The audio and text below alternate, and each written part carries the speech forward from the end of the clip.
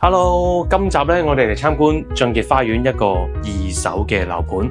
咁二手樓盤咧，我哋通常睇幾樣嘢嘅啫，因為裝修你全部都會自己做翻晒噶嘛，係咪？咁我哋睇佢嘅戶型啦、開積啦、景觀同埋有冇結構性嘅問題。咁俊傑花園有一樣嘢咧都比較出名嘅就係門口個玄關位。開門俾大家睇一睇。嗱，門口呢度擺咗嘢嘅，有好多業主咧直頭落埋個閘。裝修埋添嘅，咁呢個位置咧就唔屬於實用面積，但係咧因為每一個單位門口都會有呢個玄關位噶，所以佢哋都認可咗就係自己用埋佢噶啦。咁你可以擺嘢嘅。咁我哋呢一個咧算係鑽石型嘅廳嚟嘅，但係相當之闊落，我哋分得到咧客飯廳兩個位嘅。咁佢呢一邊同嗰邊都有個對流窗，點解要咁樣開積咧？因為以前俊傑花園咧望出去嘅時候咧就冇咁多樓啦，咁所以佢將個廳扭向另一邊咧就避開咗隔離左右。咁但係即係咁講，你避得開隔離左右咧，就避唔開前後左右噶啦。因為西半山前後左右都係會有樓嘅，所以其實都有好有唔好啦。咁我哋望埋個廚房先。嗱，廚房雖然佢都係一個鑽石型嘅形狀啦，咁但係我哋煮嘢食，坦白講有時候用起上嚟咧，一個人煮嘢食噶嘛，咁轉身啲位一次過用得晒都幾方便，就唔需要話騰嚟騰去咁樣咯。咁然後呢一邊咧就會有佢嘅窗口位啦，係一個明窗設計，同埋有一個抽氣扇之餘，佢加埋呢一個抽油煙機嘅，所以如果佢煮嘢起上嚟大油煙嘅話咧，其實都散得切。我哋望埋啲房咯喎，牆身呢啲都要自己裝修翻晒㗎啦。有小朋友，佢嘅門口通常都會有好多貼紙嘅。咁我哋呢啲就小問題，唔深究啦。佢喺呢個位置咧就做咗個浴室寶嘅抽風喉啦。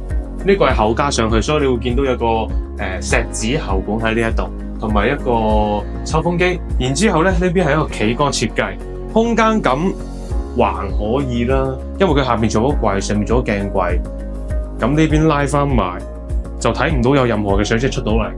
然後呢邊做咗個地台啦，去水都冇問題，呢邊都有個去水口啦，所以呢一度咧用家嚟講咧就我諗冇問題。不過對門呢一度咧佢應該有換過，所以呢啲咧就唔啱位置啊。咁所以如果你重新裝修嘅話咧，呢啲都要整一整佢啦。咁我哋睇第一間房度噃，咁業主呢度做咗個衣櫃。都相當之 fit size 噶啦，然後呢個有個窗口位啦，呢邊就都係做櫃，咁佢用唔晒啊嘛啲房，呢度就唔會做床啦。其實呢度咧都深噶，去到呢一個位噶，咁變咗嚟講6x4咧，其實呢度都行到床，呢度就做咗個書櫃，同埋上面可以做一個書台書櫃咁樣嘅。呢一間房咧就絕對夠用嘅，不過要執啦，因為佢做晒入牆櫃。好啦，呢個咧係一個儲物室嚟嘅，儲物室佢有個窗。有窗嘅話咧，基本上嚟講，佢做埋張攞架床住工人姐姐都冇問題嘅。咁好多人會做儲物室同工人姐姐房啦，因為佢有窗口，但係就唔近廚房嗰邊嘅，即係有好有唔好，各有所需啦。如果你要攞嚟做自己儲物室咧，冚翻自己咯可以。第二間房度凹咗入去嘅，做咗個衣櫃，然後呢一度窗台。而家就唔計實用面積㗎啦，所以贈送面積嚟講，佢上面做咗一個書櫃仔。呢個係一個公主房啦，阿女嘅，非常之即係一眼就睇得出㗎啦，一個女仔房。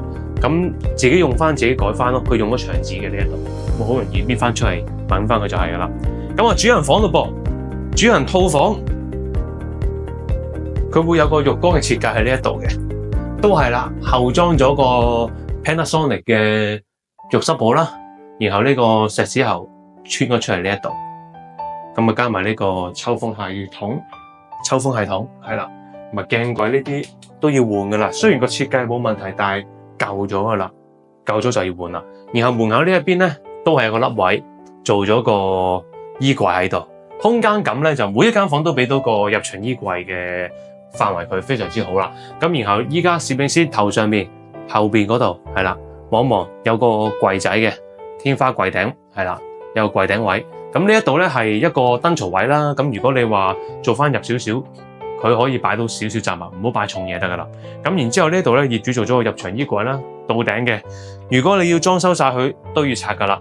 咁呢度做咗個主人房，主人房呢一邊咧，佢就拍咗邊。如果你唔想拍邊嘅，褪翻中間少少都冇問題。咁但係衣櫃就可能要重新諗過啦，就冇呢組衣櫃，就用門口嗰組衣櫃咯。咁你做一個 king size 嘅床咧，都可以褪翻埋少少。我哋係一個 corner 窗嚟嘅，而家講緊3點搭2嘅一個鐘數，咁就變咗都有陽光入屋啊吓。我哋西位喺嗰邊，咁啊，我哋唔食西斜嘅，我哋 D 單位就唔會食正個西斜，所以間屋就唔會話好熱。咁然之後咧就係主人房嘅裝修啦。嗱，你睇角位嗰啲咧係冇問題噶，因為佢用牆紙啊嘛。如果用咗牆紙，佢冇得同你翻身去打扮嘅，即係話咧呢間屋我哋打風落雨都冇呢一個入水嘅痕跡，相當之健康。咁我哋剩低落嚟要睇嘅就係嗰個價錢啦，同埋啱唔啱你用。嗱，因為如果你唔改間隔嘅話咧，原則就3房1套。咁而今時今日銀行估價咧，坦白講就偏低少少嘅。不過如果你真係做到一個業主心水嗰個價位嘅，我都相信估價行係可以追得翻個口價上去。咁變咗嚟講，大家商議一下咧，問題不大。呢個單位咧，目前係連車位放售。如果你唔要個車位嘅，都可以傾，可以減翻個車位價錢出嚟嘅，好冇？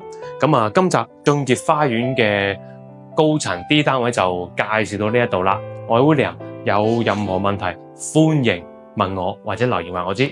我哋下集再見，拜拜。